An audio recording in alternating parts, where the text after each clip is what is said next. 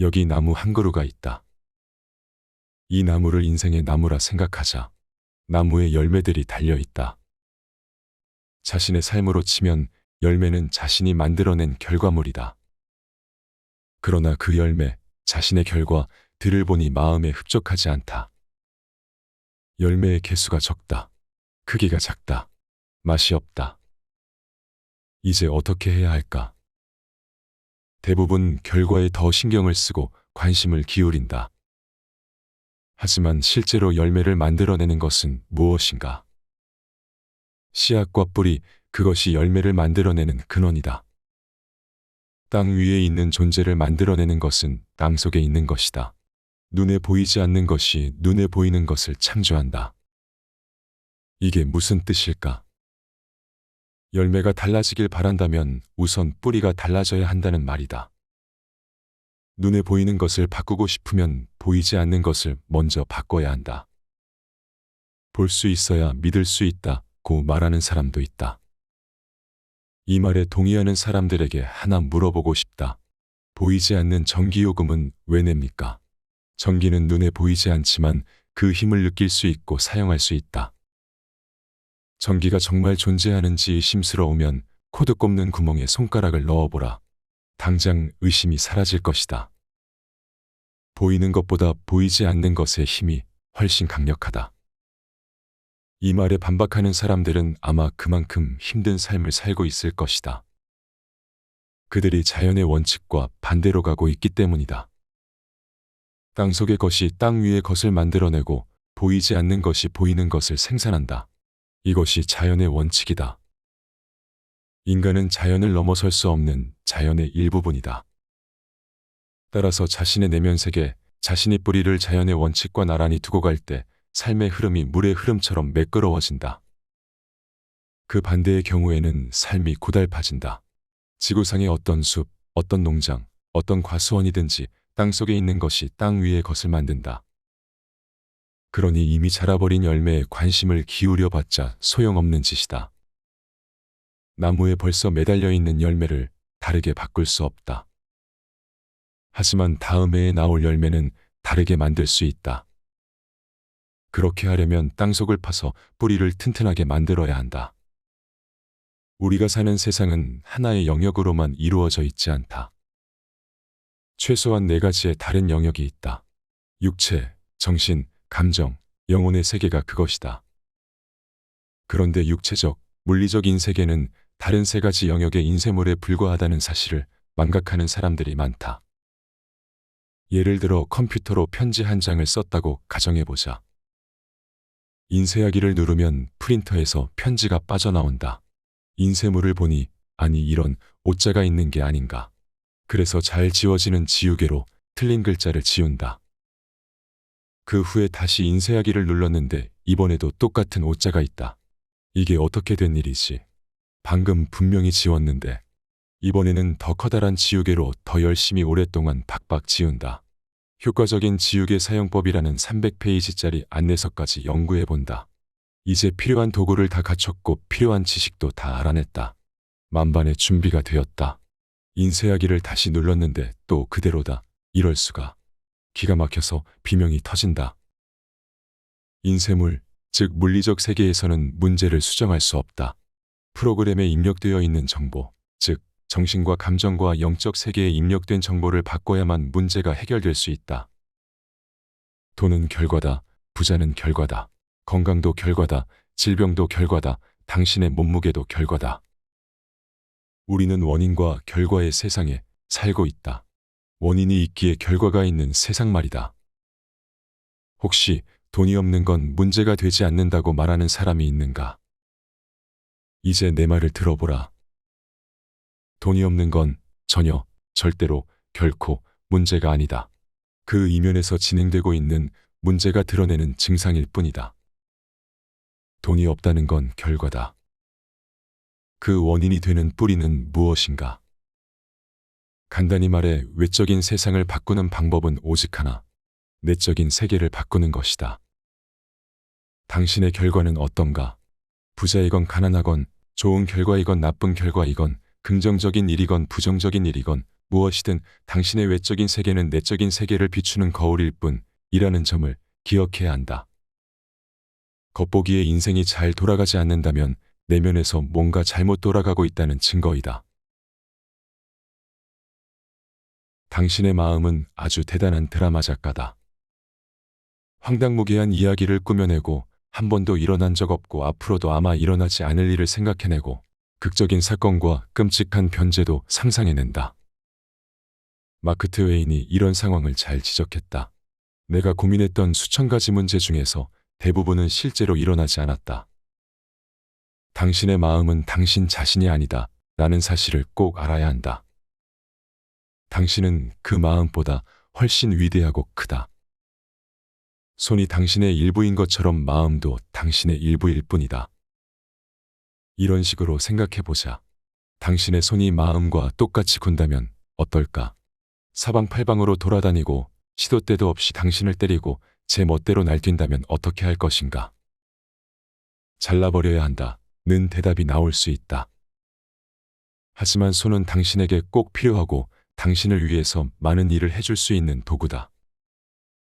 그런 도구를 왜 잘라버리는가? 차라리 잘 통제하고 관리하자. 당신의 뜻을 거스르지 않고 당신을 위해 일하도록 길들이는 편이 낫다. 당신의 행복과 성공을 위해 마음을 관리하고 훈련하는 것이 당신에게 가장 중요한 기술이다. 이 책에서 그리고 세미나에서 가르치고 있는 바로 그것이다. 마음을 어떻게 훈련한단 말인가? 주의 깊게 관찰하는 것이 기본이다. 행복과 성공에 전혀 도움이 안 되는 생각들을 골라내라. 그런 생각들을 의식적으로 바꿔나가라. 당신에게서 힘을 빼앗아가는 생각들을 힘을 더해주는 생각들로 교체하라. 힘이 되어주는 생각을 어디서 찾을까? 바로 여기 이 책에서 찾을 수 있다. 이 책에 쓰여 있는 선언 하나하나가 성공을 위해 힘을 더해주는 생각들이다. 이러한 생각과 느낌과 태도를 당신의 것으로 체화하라. 내 것으로 만들어라. 우물쭈물 기다릴 필요 없다. 자기 패배적인 사고방식으로 생각하던 습관을 버리고 이 책에서 설명하는 대로 생각할 때 삶이 한결 나아질 수 있다는 사실을 지금 당장 인정하라. 생각에 휘둘리지 말고 당신이 생각을 휘둘러라. 예전의 마음이 대장이 아니라 지금 당신이 대장이다. 새로운 마음이 당신을 위해서 일해줄 것이다. 당신의 생각은 당신이 선택할 수 있다. 힘이 안 되는 생각은 언제라도 취소할 수 있다. 당신에게 그럴 능력이 있고 권한도 있다. 힘을 부여하는 생각을 언제든 심을 수 있다. 거기에 집중하면 된다. 당신에게는 마음을 통제할 힘이 있다. 일본이 만드는 백만장자의 저자 로버트 앨런은 이렇게 말했다. 머릿속의 생각에는 대가가 따른다. 부정적인 생각에 그만한 대가를 지불해야 한다는 뜻이다. 돈으로, 에너지로, 시간으로, 건강으로, 행복의 파괴로 대가를 치르게 된다. 삶의 수준을 새로운 수준으로 높이고 싶으면 하나의 생각이 떠오를 때마다 힘을 빼앗는 것인지 힘을 주는 것인지 판단하라. 행복과 성공을 지원해 주는 것인지 파괴하는 것인지 판단하라. 힘을 빼앗는 생각은 무시하고 힘을 더해주는 생각에 집중하라. 쓰레기 같은 생각이 떠오르면 취소, 알려줘서 고맙다 고 가볍게 넘긴 다음에 쓸모 있는 생각으로 바꿔라. 이것이 힘 있는 사고다. 이 훈련을 하면 당신의 인생은 결코 예전의 인생과 똑같은 상태로 머물지 않을 것이다. 내가 약속하겠다. 그렇다면 힘 있는 사고와 긍정적인 사고의 차이는 무엇일까? 사소한 차이가 있을 뿐이지만 그 여파는 크다. 긍정적인 사고는 정말 잘 될 거라는 믿음 없이 그저 다 잘 될 거라고 막연히 생각하는 상태다. 하지만 힘 있는 사고는 모든 것을 중립 상태에 둔다. 우리가 의미를 부여하지 않는 한 어떤 것도 의미가 없으며 이야기를 꾸며내고 거기에 의미를 부여하는 장본인은 자기 자신이라는 것을 안다. 이것이 긍정적인 사고와 힘 있는 사고의 다른 점이다. 긍정적인 사고를 할 때 사람들은 자기 생각이 정말 맞다고 생각한다. 그러나 힘 있는 사고는 다르다. 생각이라는 것이 어쨌든 한쪽으로 기울어질 수밖에 없다는 것을 인정하는 것이 핵심이다. 그러니까 자신을 지지하는 쪽으로 생각을 재편성하는 편이 낫다고 판단하는 것이다. 새로운 생각이 진실이라서가 아니라 우리에게 조금 더 유익하기 때문에 선택한다. 오늘 소개해드린 내용은 하브에커의 백만장 자시크릿에서 가져왔습니다.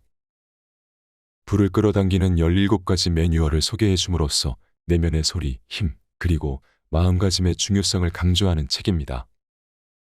생각보다 정말 많은 사람들이 부에 대한 잘못된 편견을 가지고 있기에 그런 사람들은 정신을 개조해야 한다고 말합니다.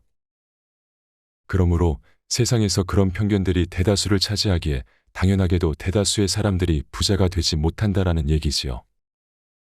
책 안에서 인용된 마크 빅터 한센과 로버트 앨런의 인용문으로 마무리하겠습니다.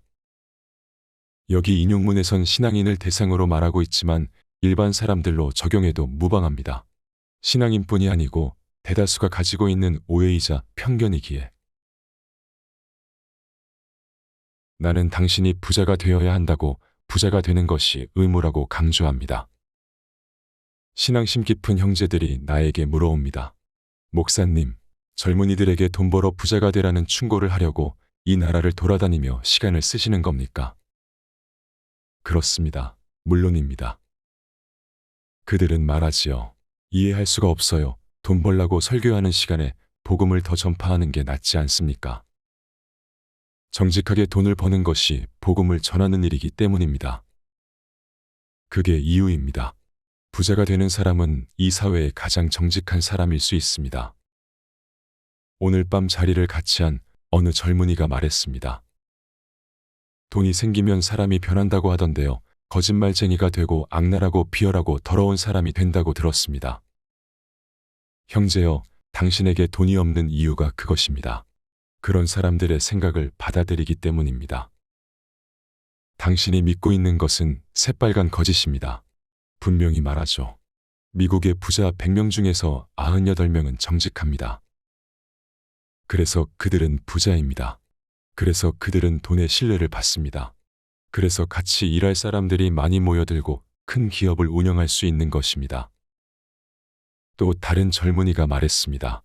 부정한 방법으로 100만 달러를 벌었다는 사람들의 이야기가 들리던데요. 그렇습니다. 물론 들었겠지요. 나도 들었습니다. 하지만 그런 사람들이 드물기 때문에 신문에서 방송에서 떠들어대는 것입니다. 그런 이야기를 듣다 보면 다른 부자들도 모두 부정하게 돈을 벌었을 거라는 생각이 들게 되지요. 친구 여러분, 필라델피아 외곽으로 날 데리고 가 꽃과 정원이 아름다운 집이며 예술 작품처럼 웅장하게 지어진 집을 가진 주인들에게 나를 소개해 주십시오. 그러면 내가 여러분에게 우리 도시에서 사업적으로나 성품으로나 가장 훌륭한 사람들을 소개해 드리겠습니다. 자기 집을 소유한 그들은 그것을 소유함으로써 더 명예롭고 정직하고 순수하고 진실하고 경제적이고 신중해집니다. 우리는 탐욕하지 말라고 설교합니다. 부정한 재물이라는 말을 사용합니다.